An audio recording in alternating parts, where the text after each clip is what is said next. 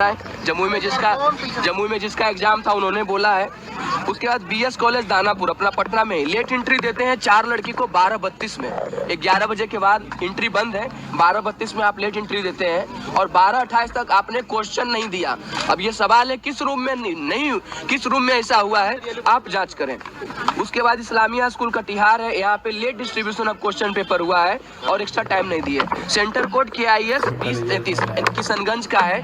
Invigilator आते हैं और जैमर को ऑफ कर देते हैं, यानी इंटेंशनली आप चाहते थे कि मैसेज फॉरवर्ड हो, यहाँ से क्वेश्चन हो या आंसर आए, आप चाहते थे तभी तो ऑफ किए।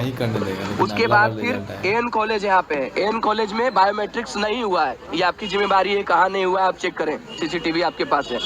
No jammer was working. Gaya Gyan Ganga गया, यहाँ पे माइक से क्वेश्चन बोला जा रहा था, जिसकी प्रति वो बच्चा जो है रांची का बच्चा है, अपना एडमिट कार्ड के साथ वो लगाया है।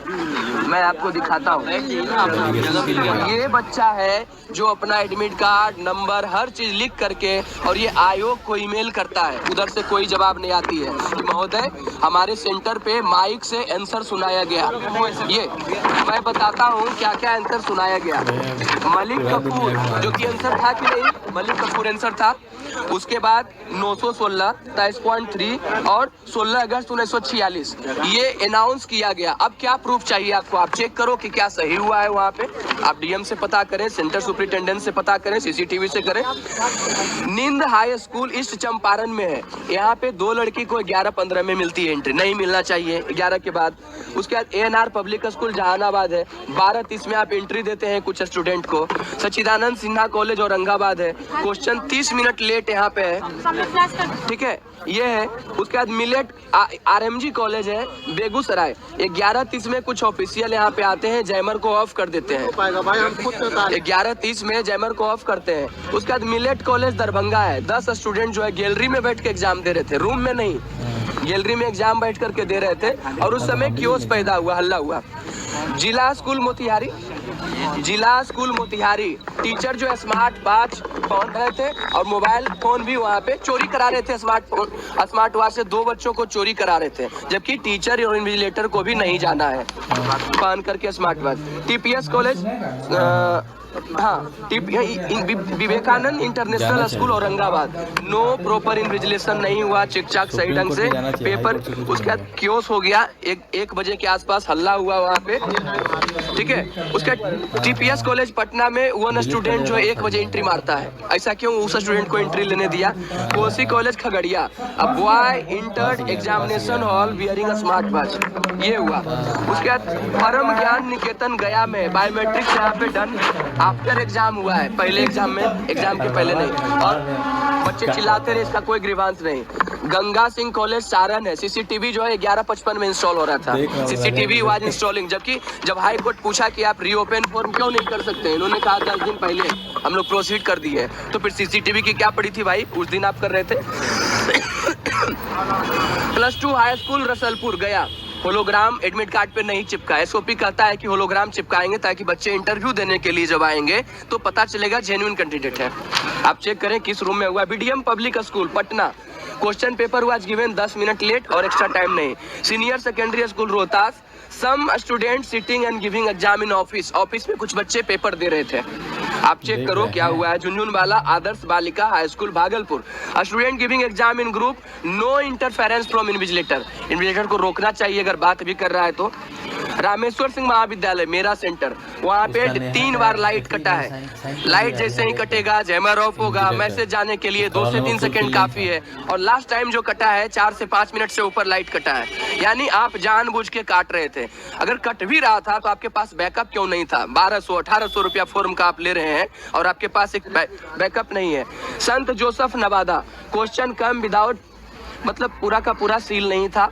उसके बाद फिर राजकीय उर्दू उच्च माध्यमिक विद्यालय बेस्ट चंपारण, यहाँ पे भी होलोग्राम नहीं दिया गया, नो प्रॉपर बायोमेट्रिक्स भी नहीं हुआ। उसके बाद सुगरा कॉलेज नालंदा, सिक्योरिटी में फॉल्ट हो रहा है चेकिंग में, एक गर्ल आती है जो कि पेंसिल से भर रही है, तो ये हम लोगों ने आरोप लगाया। और इस चंपारण में बहुत से सेंटर पे मेटल डिटेक्टर नहीं थे, जितने भी अब इसमें एक चीज उठता है कि इसके बाद जैसा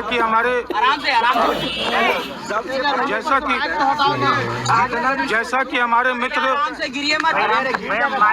आपको कई ऐसे स्कूल के बारे में बताए हैं जहां पर मिसमैनेजमेंट देखने को मिला है। मिसमैनेजमेंट कई फॉर्म में आपको देखने को मिल जाएगा कि बच्चे लेट से आ रहे हैं, जैमर बंद कर दिया जा रहा है, बच्चे लेट तक बैठ के वहाँ पे एग्जामिनेशन दे रहे हैं, जैमर बंद कर दिया जाएगा। और जिस तरह का प्रश्न आपने पूछा है, मुश्किल से 5 मिनट लगेगा आपको चैट जीपीटी पे इसको सॉल्व करने में। 5 मिनट भी नहीं लगेगा, मुश्किल से 1 मिनट लगेगा। तो ये चीजें आपके सामने रखा हुआ है। अब ये आयोग के पास जाती है ये मामला, तो आप इस स्कूल को इंक्वायरी करें, सारी चीज़ों को खंगालें।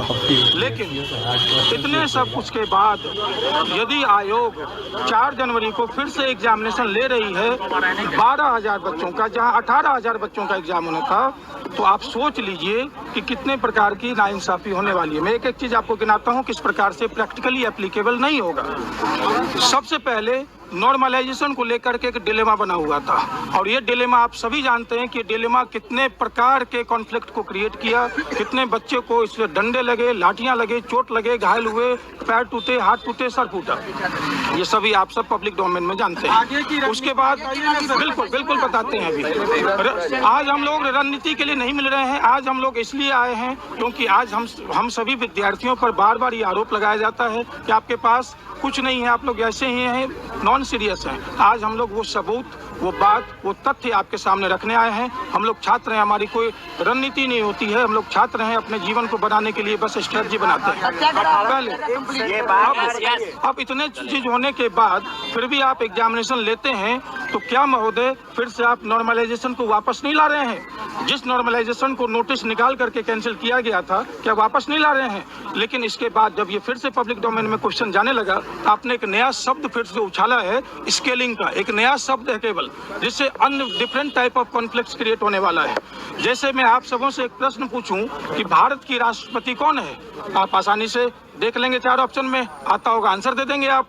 और इसी में दूसरे सेट में मैं क्वेश्चन पूछ दूं, क्योंकि हमें मेरे दिमाग में क्या चल रहा है कि मुझे राष्ट्रपति से रिलेटेड क्वेश्चन पूछना है। भारत मेरे दिमाग से निकल गया है। अभी मैं लिख दूंगा कि जिम्बाब्वे का राष्ट्रपति कौन है।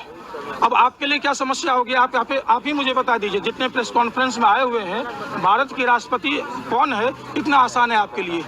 और यदि मैं इसी से रिलेटेड दूसरा क्वेश्चन बना दूं, क्योंकि मैं एक एग्जामिनर हूं मान लीजिए, और मेरे माइंड में चल रहा है कि मुझे राष्ट्रपति से रिलेटेड प्रश्न पूछना है, मैं पूछ दूंगा जिम्बाब्वे के राष्ट्रपति कौन है, तो कैसे आप इसको बोलेंगे कि सेम पैटर्न ऑफ क्वेश्चन पे हम क्या कर लेंगे, बच्चों को आंसर निकाल के कट ऑफ दे देंगे? बिल्कुल पॉसिबल नहीं है। अब ये पॉसिबल नहीं है, तो उसके बाद पॉइंट उठता है आपका स्केलिंग करेंगे, जो नया टर्म आपने निकाला है। स्केलिंग का टर्म जनरली आपको सब्जेक्टिव क्वेश्चन में देखा जाता है। यूपीएससी जो है स्केलिंग का कंसेप्ट यूज करती है आपको मेंस में, ऑप्शनल पेपर में। मेंस के ऑप्शनल पेपर के बारे में आप लोगों ने सुना होगा, स्केलिंग का एक टर्म यूज किया जाता है। जैसे मैथमेटिक्स ऑप्शनल में बहुत ज्यादा नंबर आ जाता है, लेकिन कुछ ऐसे ऑप्शनल है जहाँ पे कम नंबर आता है। हिंदी लिटरेचर जैसे ऑप्शनल है, सोशियोलॉजी ऑप्शनल है, अधिक नंबर आते हैं, बच्चे उधर ज्यादा चले जाते हैं। इसलिए यूपीएससी क्या करती है, स्केलिंग का एक टर्म यूज करती है। अब आप क्या करेंगे, जो मेंस के ऑप्शनल में यूज किया जाता है, जीएस में भी नहीं यूज किया जाता है वो। अब मेंस के ऑप्शनल में जहाँ पे इतनी विभिन्नताएं हैं, डाइवर्सिटी है, स्केलिंग हमेशा डाइवर्सिटी में यूज किया जाता है। स्केलिंग जैसे टर्म को अब आप जो जीएस का पेपर, जिसमें हमारे मुख्यमंत्री जी ने हम लोगों को प्रॉमिस किया था, माननीय नीतीश कुमार जी ने, कि 1 exam 1 paper, 1 exam 1 paper, 1 exam 1 paper होगा, उसमें आप जो कंसेप्ट डाइवर्सिटी वाले में यूज किया जाता है स्केलिंग का, उसको जो 1 एग्जाम 1 पेपर होने वाला है, वहां पर यूज करके आप किस तरीके से रिजल्ट निकालेंगे ये आप ही जानते होंगे, जिससे प्रैक्टिकली कभी भी इक्वालिटी मेंटेन नहीं हो पाएगा, डिस्क्रिमिनेशन होगा, जो कि आप सभी जानते हैं कि एक हमारे फंडामेंटल राइट्स का क्लियर कट वायलेशन देखने वाला है, होने वाला है, जिसमें कोई रीजनेबल रेस्ट्रिक्शंस आप नहीं कह पाएंगे। ठीक है, अब ये एक मुद्दा हो गया। बिल्कुल बात करते हैं, बिल्कुल बात करते हैं रणनीति पे। अब 18,000, अब जो बापू परिसर में जो मिसमैनेजमेंट हुआ, जिस कारण बीपीएससी ने उसको माना, और उस कारण से वहां पर पुनर्परीक्षा वो करवाने जा रही है आपको 4 जनवरी को। अब मुझे बताइए, वहाँ 18,900 के आसपास बच्चों का स्ट्रेंथ है। अब उस मामले में टोटल प्रीलिम्स का रिजल्ट कितना आता है? अकॉर्डिंग टू PPSC जो निकाले, मैं अप्रॉक्स यदि बता सकूं तो 20,000 के आसपास। यदि मैं 18,900 बच्चों का रिजल्ट ले लूं और 20,000 प्रीलिम्स का रिजल्ट आता है तो ये रिजल्ट आपको 90% से अबव हो गया, अबव 90%। अब जब 90% का रिजल्ट यदि वो हो सकता है तो कैसे नहीं टोटल एग्जामिनेशन पे इम्पैक्ट पड़ेगा, आप ही मुझे बता दीजिए कैसे नहीं इम्पैक्ट पड़ेगा ये। अब ये 18,900 जो बच्चे हैं, इन्होंने क्या किया, एक सेंटर को 22 सेंटर में कन्वर्ट किया, जो कि मिनिमम किया है, ये मैं